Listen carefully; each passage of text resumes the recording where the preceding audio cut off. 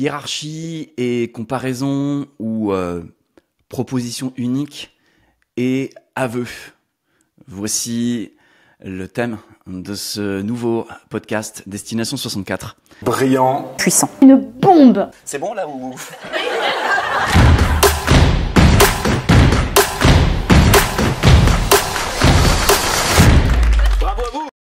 Je m'appelle Jean-Luc Devacter et cette année, j'ai choisi de me diriger vers l'objectif le plus ambitieux de ma carrière d'entrepreneur. Et cet objectif ambitieux, c'est de réunir 64 entrepreneurs dans le Mastermind, le Cercle Stellaire. C'est un mastermind, c'est un club privé.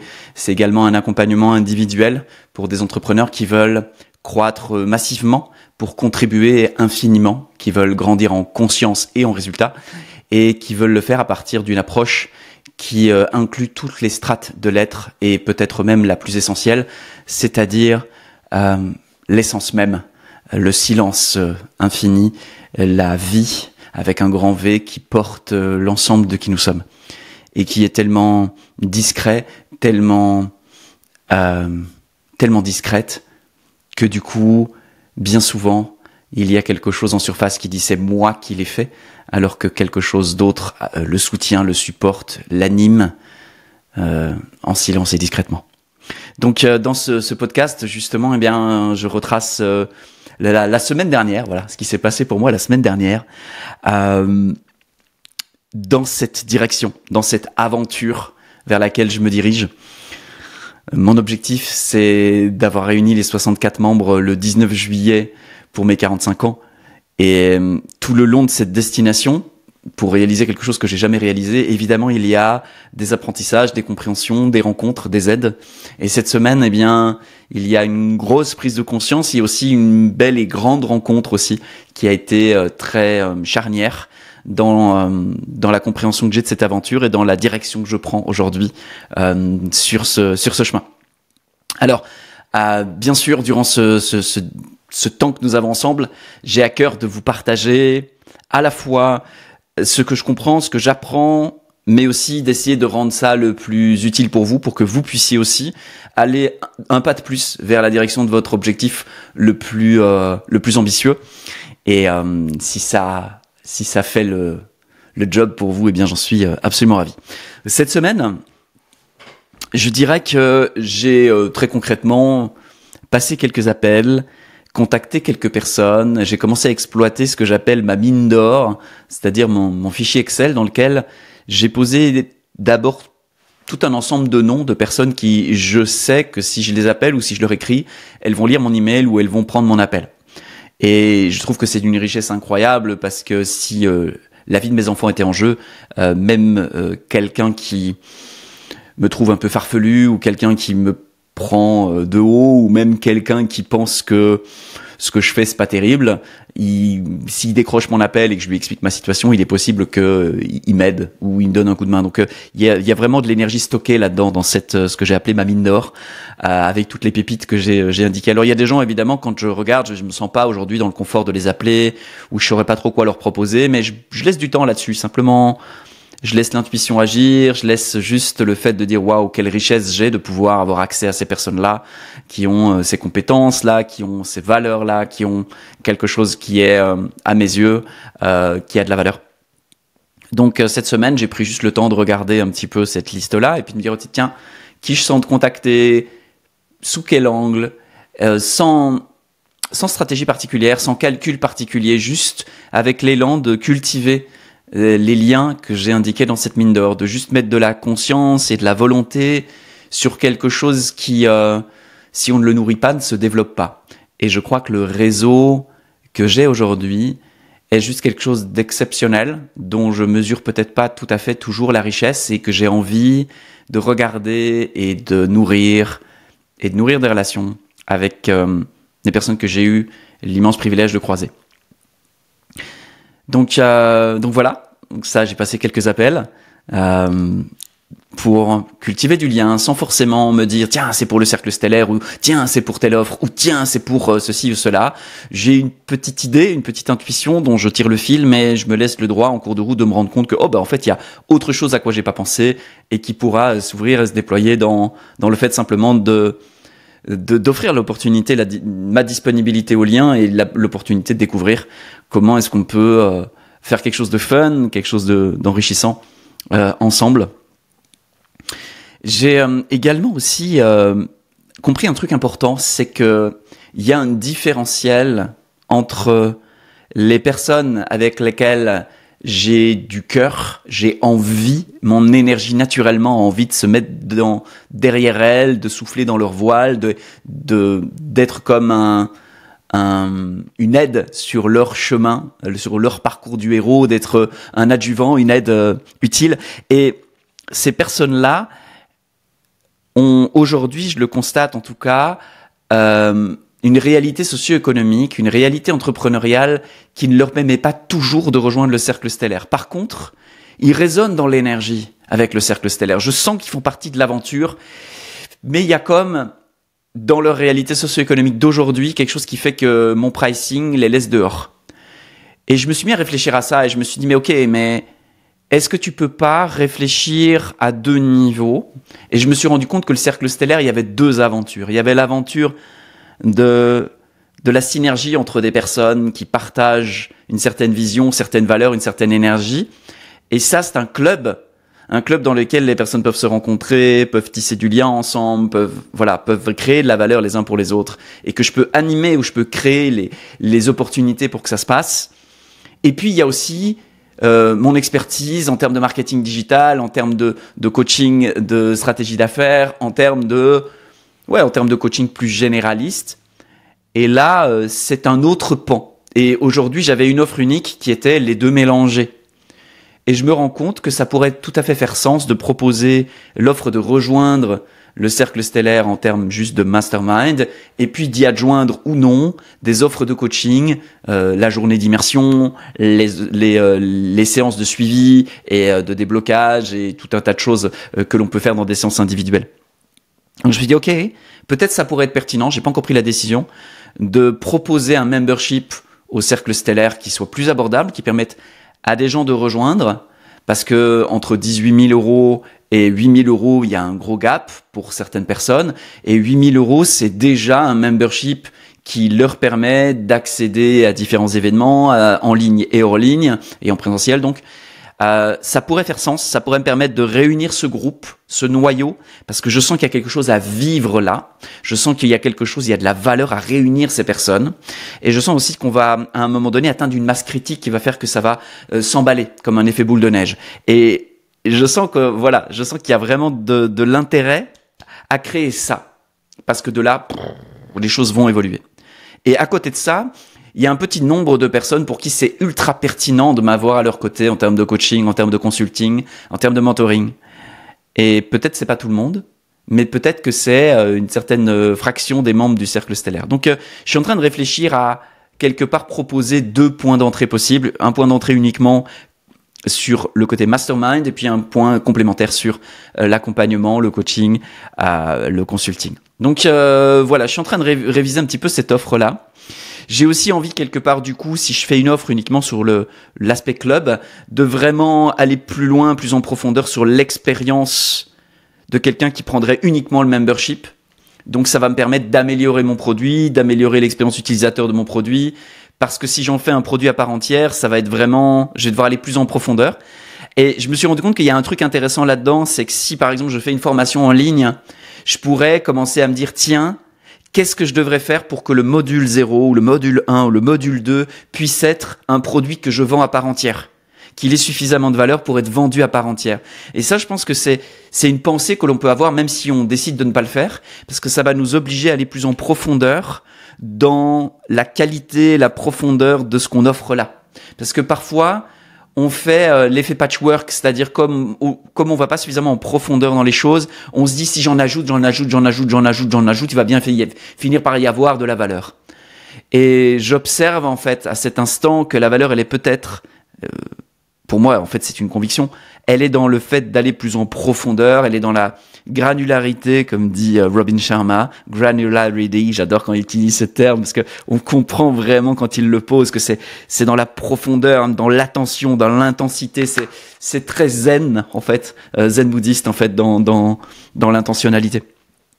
Et je résonne beaucoup avec cette sagesse, cette philosophie. Je suis pour l'instant dans mes lectures, je suis dans la lecture de Kodo Sawaki, un livre qui s'appelle À toi, et qui est un recueil de paroles de Kodo Sawaki. Kodo Sawaki, c'était le maître zen de Taizen Deshimaru, avec lequel j'ai une histoire un peu particulière, puisque ma grand-mère était traductrice de Taizen Deshimaru quand il venait en Belgique donner des, je sais plus comment on appelle ça, des sesshin, je pense qu'on appelle ça comme ça, des sesshin zen, et des enseignements, donc. Et je résonne vraiment avec ça. Donc, la granularité, ça n'existe pas en français, mais vraiment de rentrer dans la profondeur, dans le détail de la profondeur, c'est ce que j'ai envie de faire maintenant dans le cercle stellaire pour améliorer le produit. Mais même au-delà de l'améliorer, c'est le rendre plus profond, plus dense, plus puissant, plus riche. Un peu à l'instar du chercheur d'or qui creuse plus profondément et qui trouve des veines toujours plus riches d'or. Je me suis aussi posé la question parce que comme je suis en train de mettre en forme la synthèse de mon aventure entrepreneuriale et de l'accompagnement de plus de 650 entrepreneurs depuis 7 ans maintenant, le processus d'évotion que je suis en train de finaliser, je me l'applique à moi-même évidemment. Et je me suis posé la question de la promesse avec un angle particulier qui est celui du processus d'évotion. Et je me suis dit, ok, est-ce que tu peux aller plus loin dans la promesse? Qu'est-ce que tu veux mettre devant? Qu'est-ce que tu veux promettre aux membres du cercle stellaire? Quelle est ton intention pour eux? Qu'est-ce que tu as envie d'ouvrir comme champ de possibilités devant eux? Et je me suis dit, moi, ce que j'adorerais, c'est qu'ils aient une croissance épanouie. Pas cette croissance contrainte, forcée, pas cette croissance, qui oblige, qui force, mais cette croissance qui de manière naturelle s'expanse dans une espèce d'expiration de joie toujours plus grande. J'ai envie qu'ils vivent des hasards heureux. Bien sûr que ce qui apparaît dans notre vie est pour beaucoup le fruit du travail, mais je crois que ça peut aussi être le fruit de à quel point on se rend disponible et on s'ouvre à la possibilité des hasards heureux. Et j'ai envie qu'il apparaisse dans leur vie des hasards heureux, des choses, qu'ils n'auraient pas pu imaginer, mais qui sont extrêmement ouvrantes par rapport à leur destination. Et puis j'ai envie aussi qu'ils vivent de la légèreté sur leur parcours, que ce soit pas toujours un truc dans la force. Même s'il y a de l'effort, et je trouve que l'effort consenti dans la direction d'une destination choisie, il y a quelque chose de l'ordre de la dévotion pour sa destination, je trouve ça très beau, mais qui est aussi de la légèreté, de la fluidité qui apparaissent, qui est ces moments de respiration, ces moments où les choses sont un peu plus faciles, qu'il n'y ait pas que des côtes, mais qu'il y ait aussi des pentes dans lesquelles on peut profiter de la vue, profiter de l'effort, profiter de la pente. Qui est de la joie, et qui est vraiment cette notion de synergie, qui comprenne la puissance de la synergie à un autre niveau et qui puisse activer le 1 plus 1 égale 3 pour ouvrir progressivement des horizons exponentiels. Ça, c'est la promesse que j'ai envie de poser pour tous les membres du cercle stellaire, et ma manière de quelque part agir dans la direction de cela derrière chacun des membres, eh bien c'est le processus d'évotion, c'est cette méthode unique que j'ai forgée dans la fusion de ce cheminement de sagesse, de spiritualité, de mysticisme qui a été le mien depuis quasiment toujours, puisque j'étais touché à 11 ans et demi, je crois, par l'évangile. Donc je portais déjà une sorte de vivance à l'égard des textes sacrés. Ceux que j'ai rencontrés sont ceux qui sont chrétiens à la base, mais ensuite il y en a eu d'autres, notamment la sagesse du zen bouddhiste qui m'a accompagné pendant longtemps dans mes jeunes années, dans ma vingtaine, et puis la rencontre avec un enseignement christique non duel, complètement unique.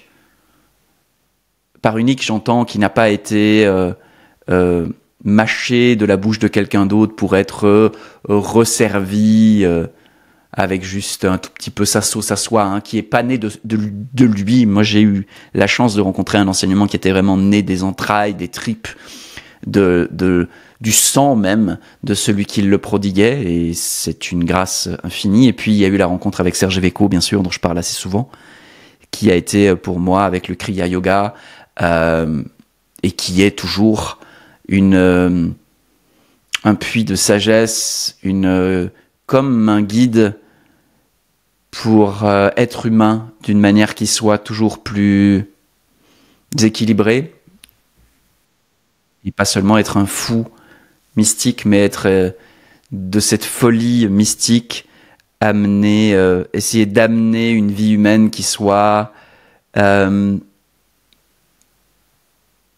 qui en soit un reflet évidemment déformé, mais le moins possible.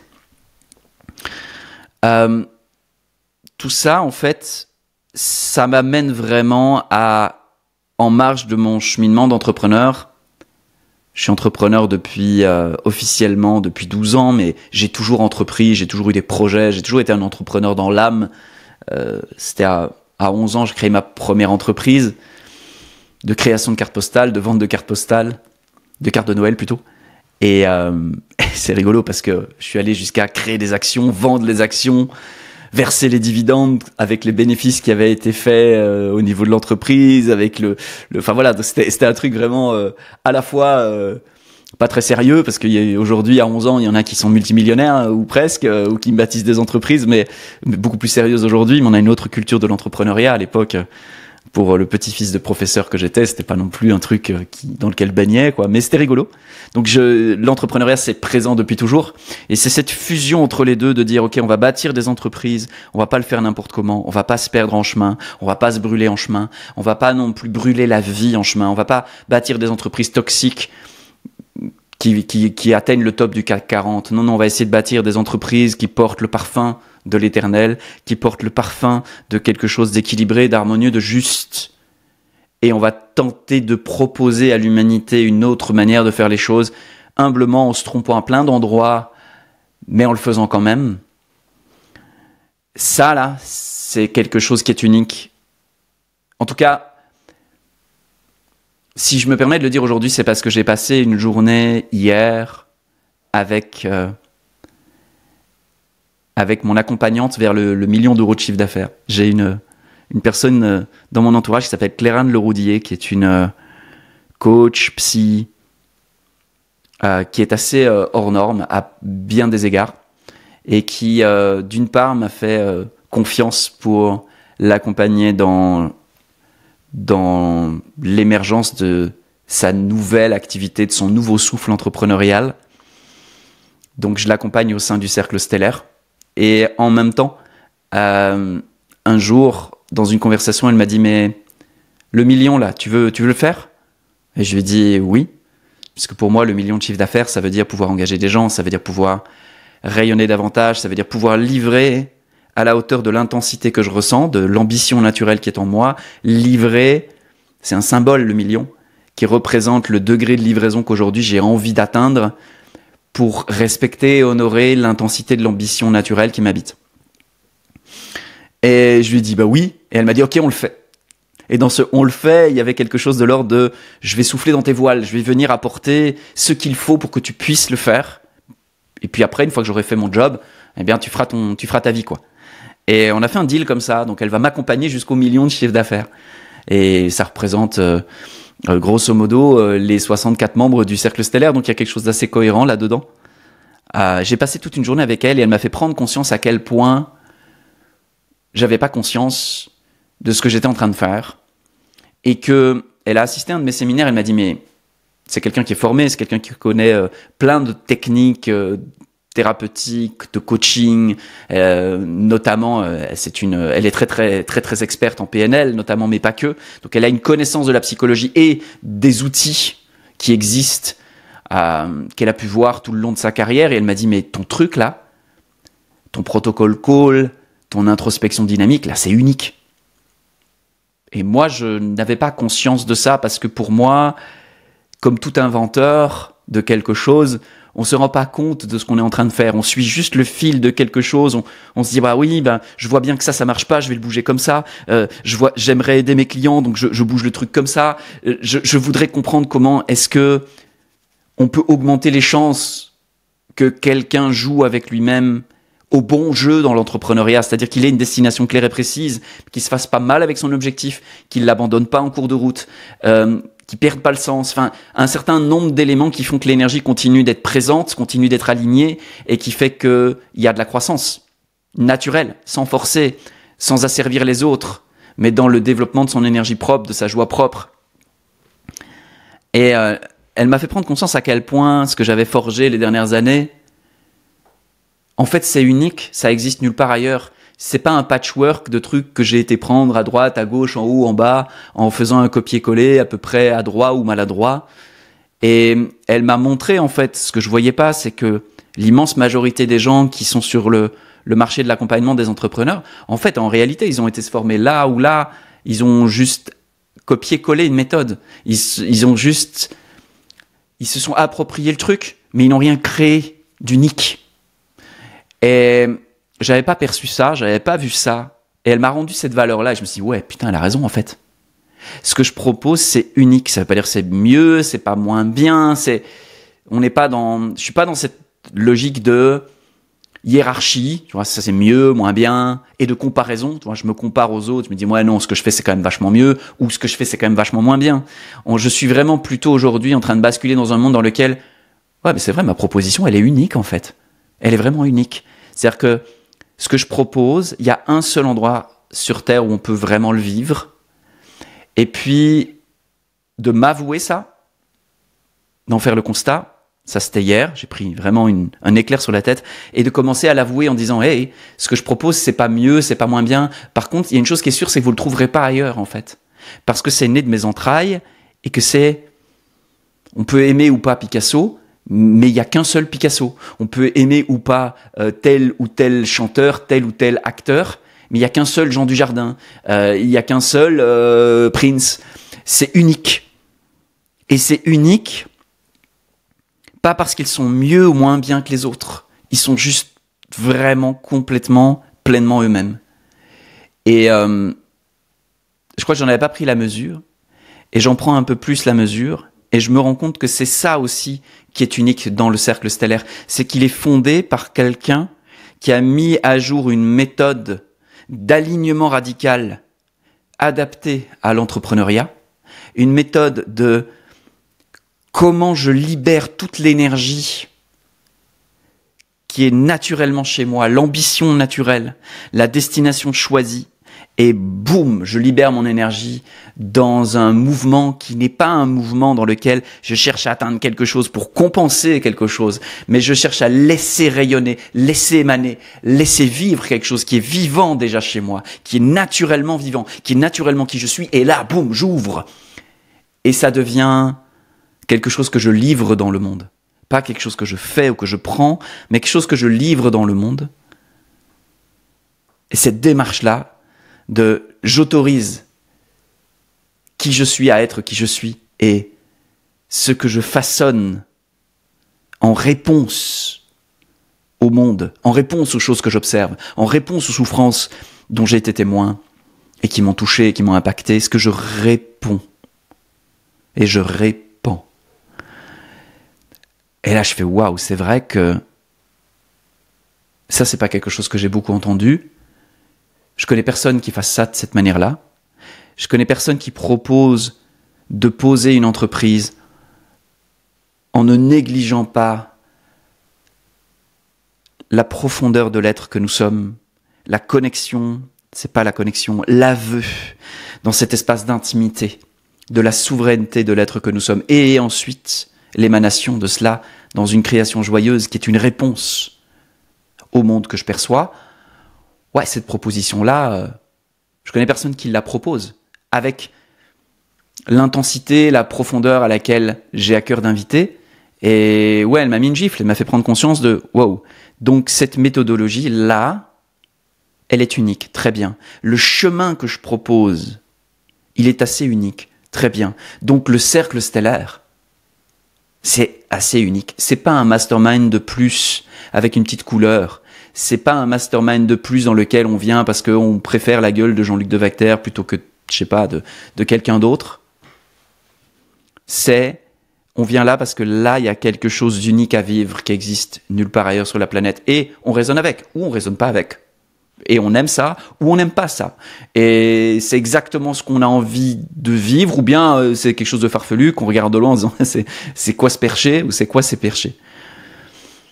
Je pense pas que c'est de la perchitude, je pense qu'au contraire, c'est une manière d'être vraiment, fondamentalement, profondément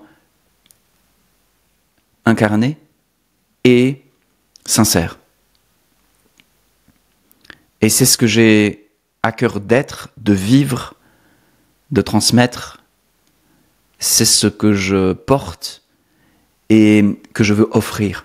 Je veux m'offrir en tant que cette invitation-là. Je ne veux être qu'une invitation et je veux l'offrir le plus intégralement possible.